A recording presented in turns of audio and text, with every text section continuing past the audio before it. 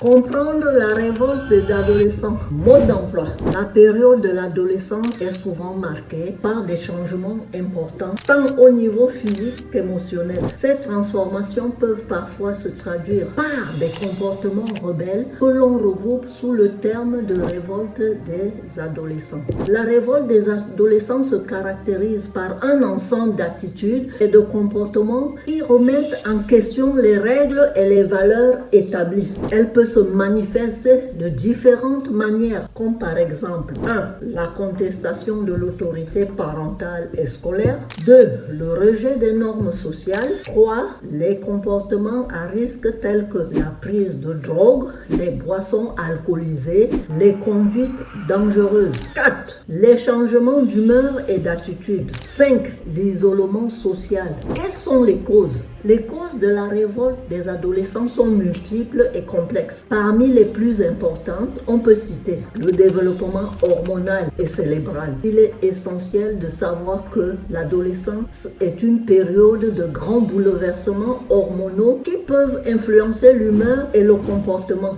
Il éprouve le besoin d'affirmation de soi. Les adolescents cherchent à se définir et à comprendre leur place dans le monde. Ils peuvent parfois se rebeller pour affirmer leur identité et leur indépendance. Ils ont le sentiment d'injustice. Les adolescents peuvent se sentir incompris ou maltraités par des adultes. Ils peuvent parfois se rebeller pour exprimer leur colère et leur frustration. L'influence des pairs. Le groupe social joue un rôle important dans le développement de l'identité des adolescents. Ils peuvent être influencés par les comportements et les valeurs de leurs amis. Ceci peut avoir des conséquences négatives sur leur développement et leur bien-être. Elle peut notamment conduire des difficultés scolaires, des problèmes de santé mentale, des comportements à risque, des conflits familiaux. Comment accompagner les adolescents en révolte? Il est important de ne pas stigmatiser les adolescents rebelles, mais de comprendre plutôt les causes de leur comportement. Voici quelques conseils pour les accompagner.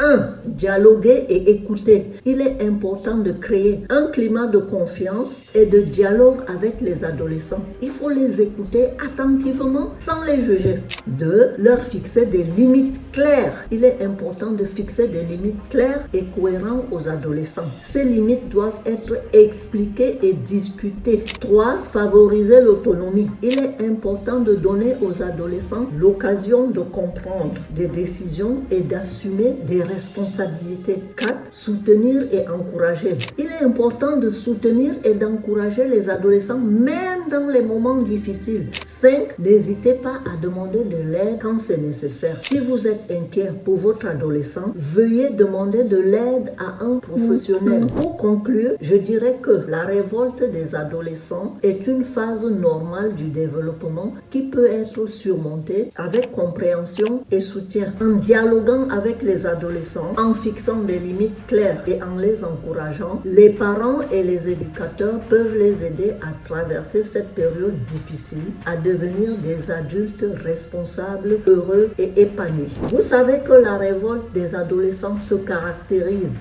par un ensemble d'attitudes et de comportements qui remettent en question les règles et les valeurs établies. Je donne ici un premier exemple du récit d'une adolescente en pleine révolte. Lydia a 16 ans. Elle vit dans une famille traditionnelle où les parents sont très autoritaires. Ils lui imposent des règles strictes en ce qui concerne les règles de rentrée à la maison, ses fréquentations et les choix vestimentaires. Ces exigences mettent Lydia en colère, en détresse et la frustrent. Elle se sent étouffée par ces contraintes et rêve d'indépendance. Ceci la conduit à avoir un comportement indésirable. Lydia rentre souvent en retard, ment à ses parents sur ses sorties et s'habille de manière provocante. Elle se dispute fréquemment avec ses parents et chaque coup ferme claque la porte. Vous voyez qu'elle ne fait que le contraire de ce que ses parents attendent d'elle. Ce qui fait que Lydia se sent de plus en plus enfermée au sein de de sa famille. Elle a l'impression que ses parents ne la comprennent pas et qu'ils veulent contrôler sa vie. Un soir, Lydia rentre très tard après une soirée bien arrosée chez des amis. Ses parents sont furieux et lui interdisent de sortir pendant une semaine. Lydia se sent humiliée et révoltée car elle ne comprend pas la démarche de ses parents. Dès le lendemain, Lydia fait une fugue de chez elle et trouve un refuge chez une amie. À partir de ce moment, elle décide de ne plus jamais rentrer chez ses parents. Le deuxième exemple est donné sur les parents permissifs et un adolescent en perdition. Stéphane vit dans une famille aisée où les parents sont très permissifs. Ils lui donnent tout ce qu'il veut et ils ne lui fixent aucune limite.